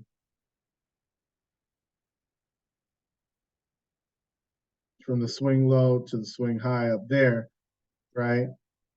We have, again, price fell, like it could still continue to, it closed the gap over here, one, and then two, it could still continue going down, but around this, again, between the 0.62 and then 0.79 in that range, that would be an OTE range, in which you could probably start looking at, if you start seeing it getting bought up, then you could probably jump in with that as well too. And it would, yeah, see, so what was resistance over here may be acting as support over on this side as well. So I would probably start charting out, Walmart, chart out, Costco, chart out. Coca-Cola is a slow mover, but I know some people like trading it. So it is, I'm be keeping it a stack. It is definitely a slow mover though. You have to have patience with that. And the reason why I drew the fibs from the swing low to the swing high is because on the daily, we're still, like, since this pivot point here, we've been making higher lows, just not yet on the week, right? So I imagine on the week, we might get another pullback, make that higher low, and then get ready for the next leg up, all right?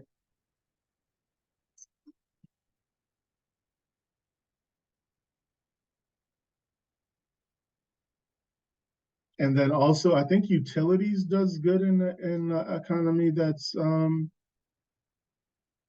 not doing so well. So utilities, on a larger time frame, it's still making higher lows, right? It did take out the lows over here and obviously the low over there, but it's still making higher lows. So on the quarter, it's working on that.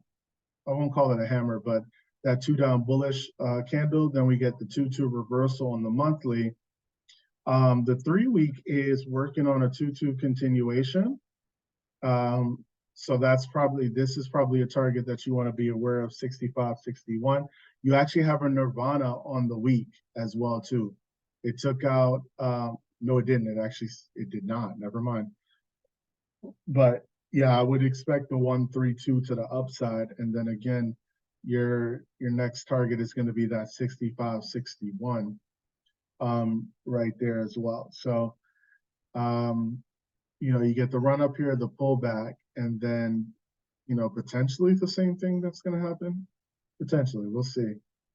Because then you also have this gap down here, but utilities is definitely something to look out for over time.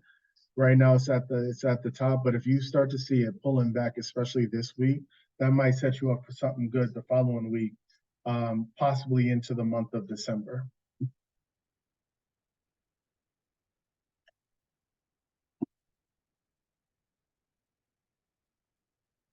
All right. XLV, let's see.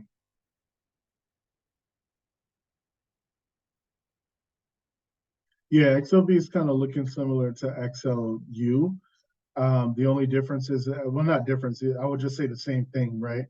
On the daily, you might see it try to take out that. Well, it did. It just barely took out that high and started to pull back in. So you may see some corrective activity before it takes the next leg up. But when you look at the larger time frames, yeah, it's coming from the lows, and you're starting to see the buyers are starting to step in. I know this candle right here is not quite bullish, but yeah, that's potentially what you're seeing.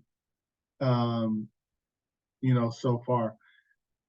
Just a little wary of this range right here. These four candles, price action has struggled to get and hold above, um, actually, right, actually, no, yeah. Well, the 128 range, price action has struggled to kind of stay above that for XLV. So I don't know if anybody's looking at any particular healthcare tickers. But I will say this though, like some healthcare tickers will just do whatever the hell they want to do. So if you have a really good setup on a healthcare ticker, but XLV is not confirming that, I would say it's still okay. And just have conviction in that particular ticker stop because there could be some news, some pending news for it. You know what I mean? All right. XLY. I'm not really going to do XLRE because that's real estate. I don't really trade it for options. That's something more you just get for like dividends or whatnot, in my opinion.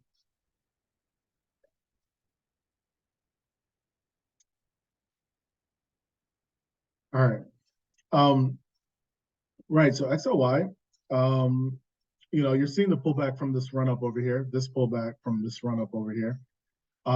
This quarter is obviously working on that hammer, but potential to go outside. We're only $10 away. Obviously, that can be done before December is done. Right? So what's that, 177.80? However, there is going to be a level right here of 175 that it might have, price might have some struggles with because the last two candles kind of exhausted around the same exact area, right? And then when you look back previously in history, it's around the same level because this candle over here exhausted around the same exact place. So that 175 is going to be a tough level, for price action to get above and hold, right? You know, um, but even though that's at the top of the range, you still got room, right? We're still making higher lows from this pivot over here. We're still making higher lows as well. So XLY is still looking pretty decent. Consumer discretionary is still looking decent, right? Because we're working on a potential TTL on the 3 week. Again, there's just this range right here that's going to be tough to kind of eat through for price action. Let me zoom in here.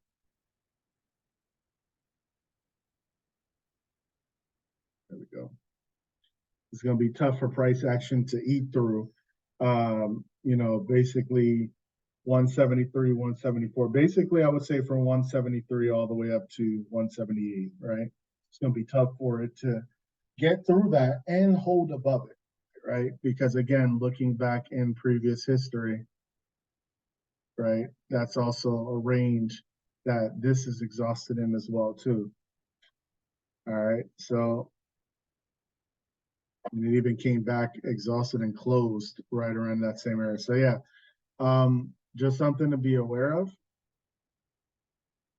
And on the weekly still looks good. I just again, because of the shortened week, you may see it take out that level, maybe, or potentially just take out that level and then maybe just sit tight either in the range or just come back and reject out and just hold.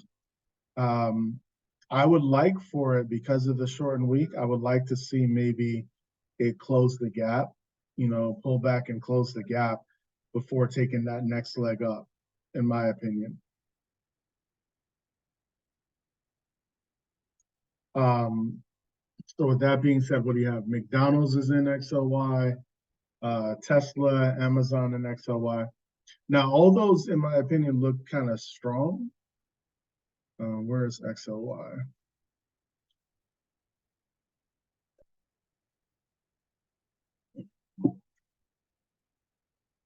So like Amazon,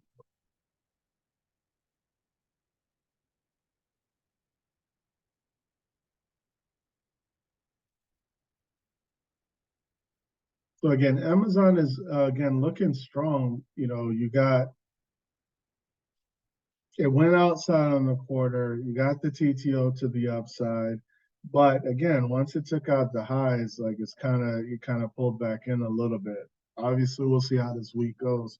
Your next level on the monthly would be 168. That's a lot of action to chew through to get back up there, but um, it's still looking strong. It's just again, you're at the top of the range. Um, Not on the monthly, but on the weekly, you're at a top of or close to the top of a range.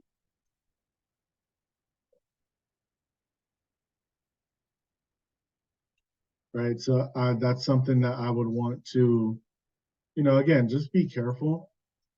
Oh, wait, actually, you know what? I'm sorry. Let me redo that because we did take out, did we take out the highs? Yeah, we did. So let me close this out. Right. So we took out the highs over here as well. I know it doesn't look like it, but yeah, we did. 140. Yep, 146. Okay.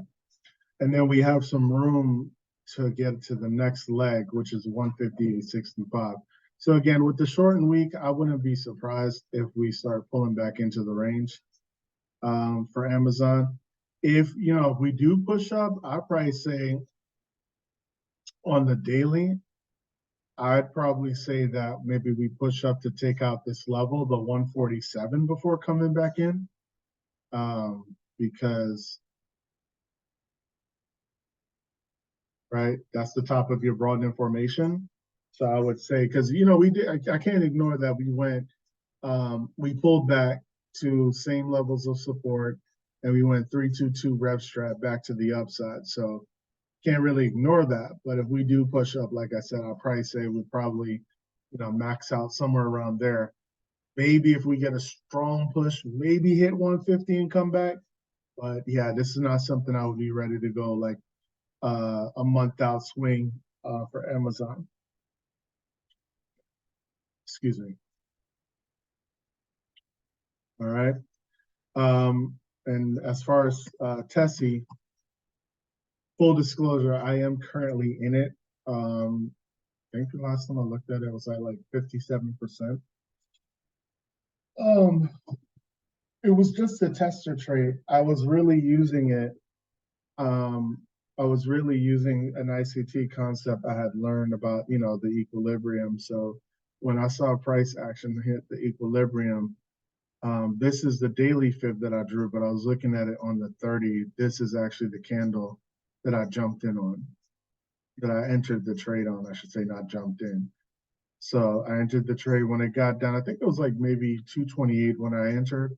And then as you can see, it pushed itself up to a high of 237. I think by that point, it was at like 110, 120. So obviously Tesla has high theta, so it's down to 57. But if we can get it, if I can get it to push up another leg, that's cool. If not, honestly, I'll probably just take my, 30 to 50%, call it a day. It was only really a tester trade anyway. But Tesla does look good to me, especially when you look on the 3 week. We swept the lows over here, and then we got the 2-2 reversal.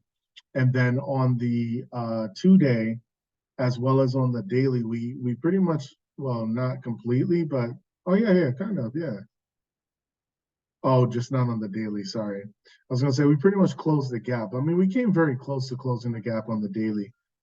I think we pretty much did it on the 2 day though, didn't we? Oh, just barely closed it. Um, I'm sorry, we missed it. Came close to closing it, but and then again on the weekly, when you look at it on the weekly again, we swept the lows again. On the weekly lows, all right? So boom, the Tesla right here. And then 312 to the upside, just kind of exhausted, and closed below what was support over here. You see, it pushed up above it, came back down, and closed what was support. We closed below what would have been support over here. So maybe that's acting as resistance right now for it. As a matter of fact, let me see something real quick. If we do this down to this, no. But either way, it did get to premium, so maybe it's selling off a little bit. I mean, we'll see what happens. And then also, I've been hearing like Elon might be tweeting some anti-Semitism stuff. That's probably going to drive it lower anyway. So we'll see how that goes. If anything, for me, it's going to be manipulation. It's going to bring price action maybe back down to like 225, only to just get bought up all over again. So, um, but ultimately, looking at it, I am bullish on Tesla. I think um, the only level I think it's bearish on is the quarter. And as you can see, that's not very far away from flipping green. Just needs to get back above 244. So that could actually happen before November ends, to be honest with you. I think McDonald's was on a nice little run, if I'm not mistaken. Yeah, it's been on a nice run. A little too late to go long on it because it's been on a nice run. I would want to see it pull back first, but yeah, XOY overall looks pretty decent. All right, now with that being said, are there any? Because I think I covered the tickers that were put into the chat, if I'm not mistaken.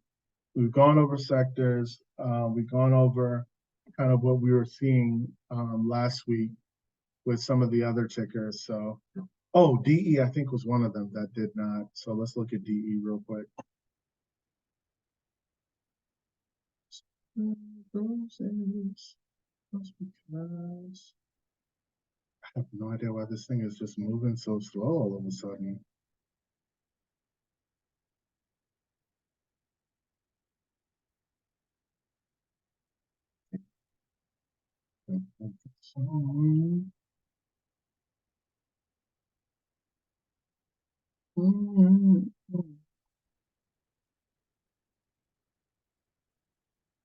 Okay, so for DE,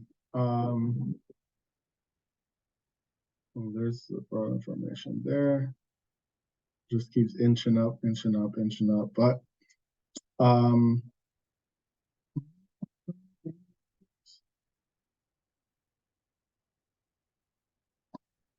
yeah, so it bounced off of equilibrium twice on the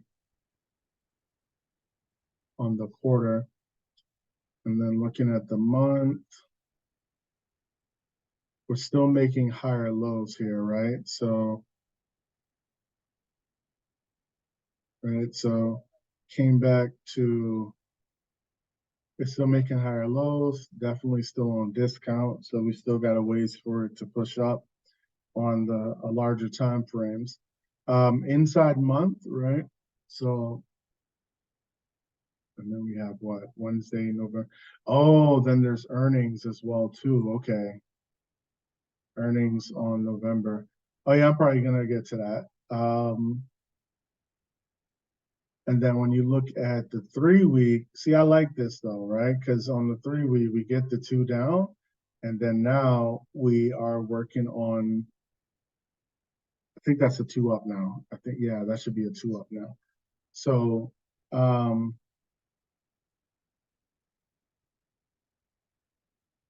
right, so we came back into the OTE range, and then, yeah, so definitely some room for it to continue pushing up. What's the one I'm looking for? The 2 week. Right. So yeah, see, and then yep, even better, right? So I like that confirmation even better. Got the beautiful hammer on that 2 week as well too. So yeah, DE's looking strong. I mean, it may come out the gate on Monday, to be honest with you. Let me look at what the weekly is looking like.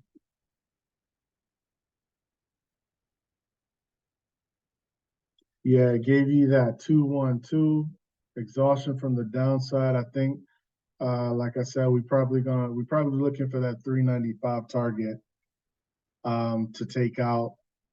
Might get there before earnings on Wednesday, right? Because that's only an $11 move, right? And the ATR is $8. So if Monday, if it opens up strong on Monday, you could probably see it hit that before earnings or Monday or Tuesday. So again, not some. I mean, at the very most, I would like swing trade it till Tuesday, but I probably would not like go, a week out, 2 weeks out, or whatever on that. But yeah, when you look at the 2 day, see 3 days looking pretty. Yeah, it's looking good. It's definitely looking good.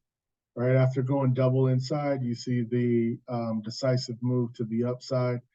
Um, so yeah, and this 4 day candle's not done yet, so it could continue pushing up. And again, probably, yeah, all signs are pointing to that 395 level. Um, right, it's not quite at the top of the range, but obviously it took out this high over here, right? The 384 high over here. So if we can push and hold above that, then yeah, like I said, the next leg up is that 395 31 range. So maybe hopefully on Monday maybe pulls back a little bit to begin the trading day and then get that reversal and we out here, you know? So that makes sense why me personally again I'm still giving props on cat. I'm still keeping that on my watch list to go ahead and enter that. And I'll probably alert something if I do enter it.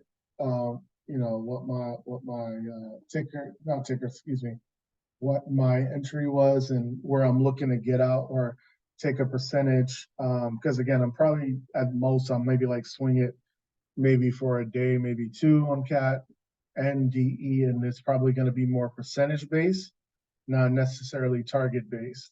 All right, because again, it's a shortened week, so I don't have time for it to like if I see it hit 390 and start struggling around there, then I'm probably going to take profit. I'm probably not going to wait to see if it, takes the next leg up. And if it does take the next leg up, it is what it is. Like, who cares? You still made your profit, you still made your money, and that'll compound over time. Trust me. So you don't always need to hit the home run. I get it. You want to, but you don't always need to hit the home run. It's really more about the consistency of it. I promise you. All right. Um, what the hell just happened? Where was it? Oh, did I accidentally delete?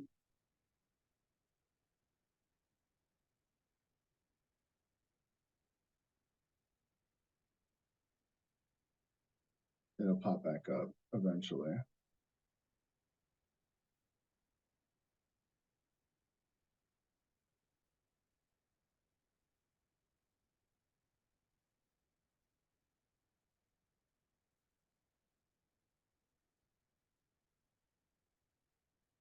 Yeah, I'll fix it later. I'll figure out what went wrong. Because all of a sudden, all my full-time frame continuity just went away. Yeah, so with that being said, if there's no other questions or anything like that, I think we're at a good spot. If there's any other like tickers that maybe you guys want to look at, I think we're at a good. Oh, another thing I wanted to point out. I'm not sure how the market will react to it, but on Friday, Palo Alto. Um, Actually, let me switch to this one because that's gonna annoy me if I don't have it.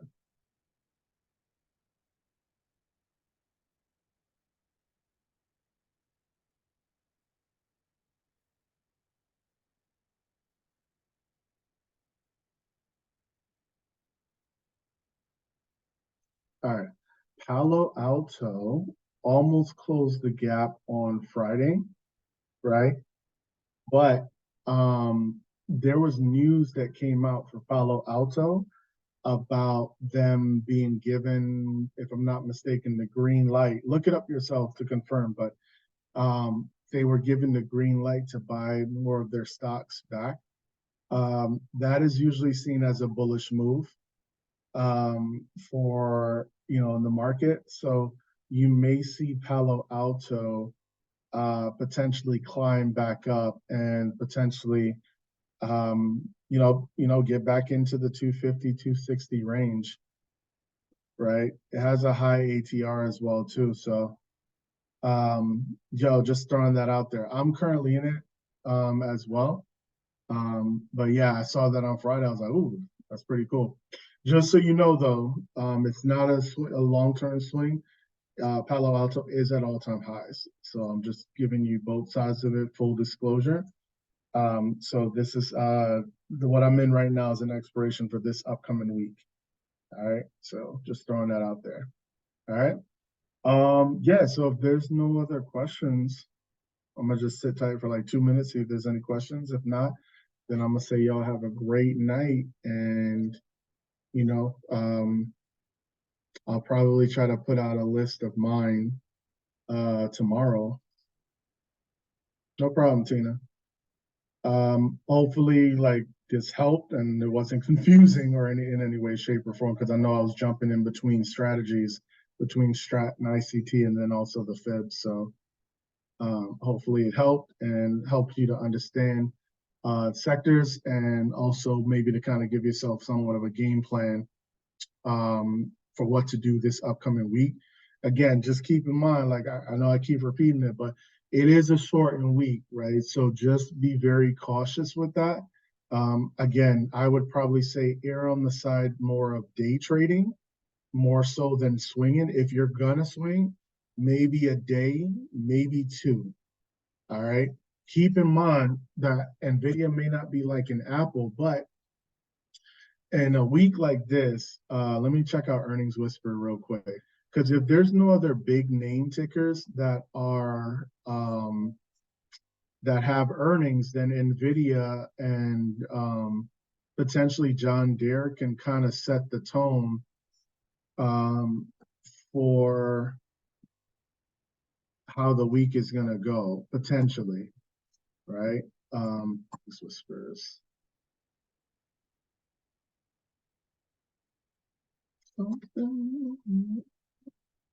And if for those of you that maybe don't like oldies, actually, I'm not really going to apologize for that. The oldies help me focus when I'm charting. So I do listen to other shit, but definitely helps me to focus when I'm charting. So I'm not going to apologize for that. All right, for this week,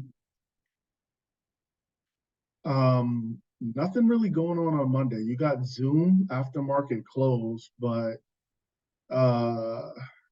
yeah, nothing that I can see on Monday before market opens.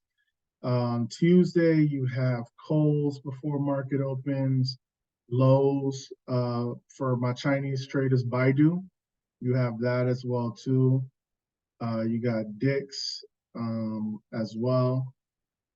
And then after market close for NVIDIA, I'm sorry, after market close, you got NVIDIA and that about it, right? And then on the Wednesday, you have John Deere.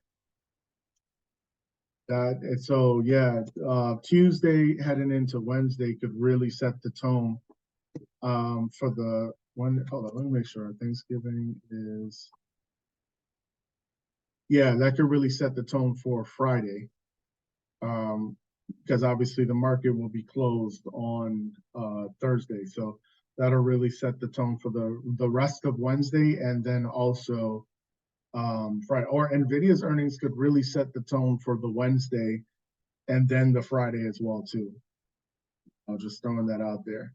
So anyway, with that being said, love, peace, and chicken grease. Y'all have yourselves a good night, and see y'all in the chat.